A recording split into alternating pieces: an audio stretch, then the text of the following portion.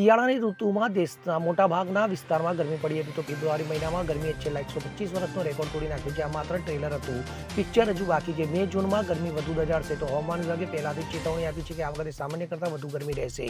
હવામાન વિભાગ દ્વારા જણાવવામાં આવ્યું હતું કે માર્ચથી મે મહિના દરમિયાન દેશના મોટાભાગના વિસ્તારોમાં સામાન્ય કરતાં વધુ ગરમી પડવાની સંભાવના છે. તો આ સમયગાળા દરમિયાન ગરમીનું મોજું આવવાની પણ શક્યતા છે. તો આઈએમડીના વરિષ્ઠ વૈજ્ઞાનિક ડીએસ પાઈએ આગાહી કરી છે કે માર્ચથી મે સુધી યુપી, બિહાર, ઝારખંડ, બંગાળ, રાજસ્થાન, ગુજરાત, હરિયાણા, પંજાબ, એમપી, મહારાષ્ટ્ર, ઓડિશા, છત્તીસગઢ, આંધ્રપ્રદેશ, તેલંગાણા અને ઉત્તર કર્ણાટકમાં સામાન્ય કરતાં વધુ ગરમી રહેશે. ત્યારે શિયાળાની ઋતુની ગરમી અને માર્ચમાં સામાન્ય કરતાં વધુ ગરમીની આગાહી ખેડૂતો માટે મુશ્કેલી મુકાઈ છે. તેનાથી ઘઉં અને સરસોના પાકને નુકસાન થઈ શકે છે. તે જ સમયે સામાન્ય કરતાં વધુ ગરમીની આગાહી કોઈ ખતરાની ગણતરીથી ઓછી નથી.